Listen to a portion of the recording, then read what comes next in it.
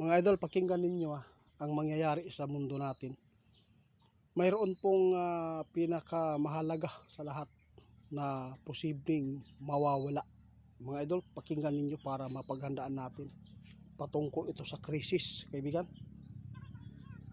Bakit ano po ba ang nakukuha ninyong impormasyon po doon sa inyong kaharian? Bakit nasabi po ninyo na posibleng mawawala ito doon sa syudad? Bakit nasabi ninyo, kaibigan, na huwag bulihin o huwag maliitin ang nakatira sa bundok? Bakit po? Ha? Balang araw, mga idol, pag-aagawan ang kabukiran at kabundukan na bilhin. Mayroon pong nakita si kaibigan ngayon doon sa kanilang kaharian na mangyayari sa syudad. Mga idol, kung hindi ka maniniwala, huwag ka manood. Ito ang nakita ng ating kaibigan.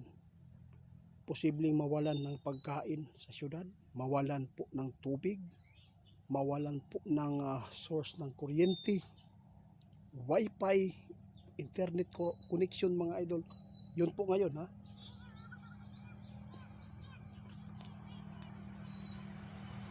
Oh, maraming magsisisi daw kung bakit hindi sila nakapagpundar ng lupa sa bundok. Dahil ang mga tao, mga idol, sa syudad, posibleng dito pupunta sa kabundukan kung mangyayari itong sinasabi ng ating kaibigan na krisis, mga idol, na wala nang makukuhang tubig at wala nang makukuhang pagkain. Alam po ba ninyo kung ano po ang ibig sabihin nito? Isa po yan sa digmaan, mga idol.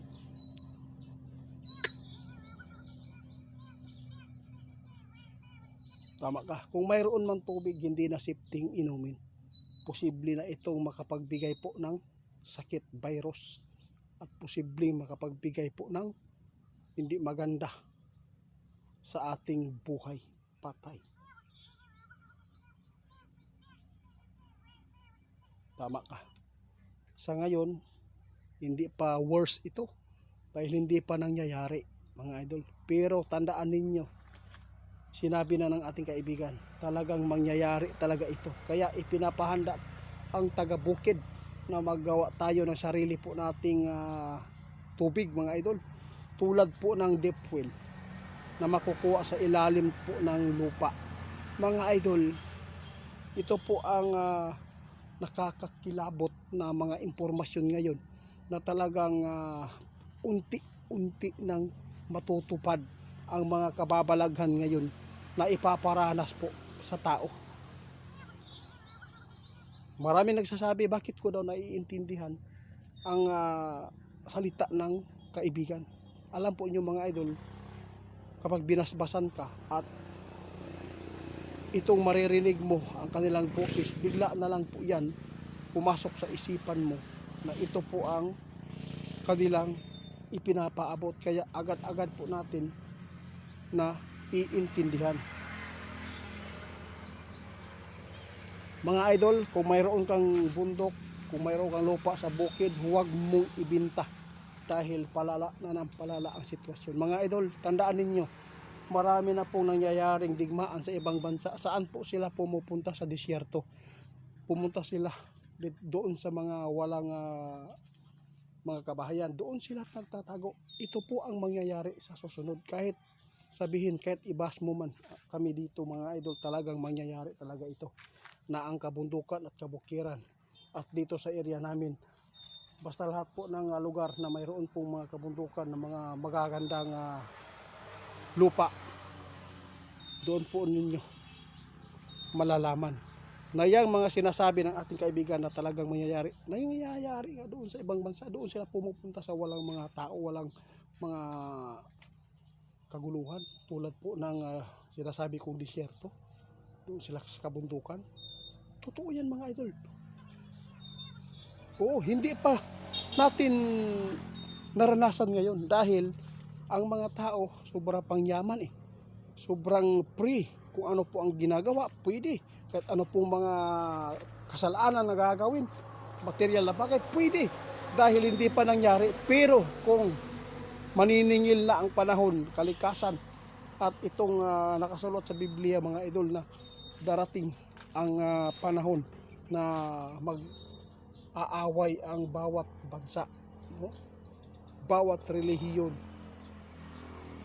Ito po ang tandaan ninyo. Ang kabundukan mga idol, posibleng mapupuno ng tao niyan. Mahiwaga ang ipinapaabot ng ating kaibigan. Nais lang daw ni kaibigan na pag abot sa panahon na mayroon na kayong maihanda mga idol. Hindi po ito biro mga idol, dahil nakaranas na po ang ibang lugar, ibang bansa na walang pagkain, walang tubig, walang makukuha ang pagkain dahil wala silang naihanda sa mga pananim doon sa bundok, dahil alam po niyo disyerto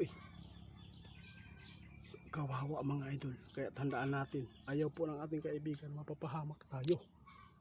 Kaya kung mayroon kang lupa ngayon kahit maliit, huwag mong ibinta. Taniman mo ng mga pagkain na pangbundok tulad ng ubi, gabi. Maraming pagkain mga idol na makukuha sa ilalim ng lupa. Dahil yun po ang magbibigay po ng safety na makakain natin kung sakali man magkakaroon po ng digmaan dito sa ating mundo.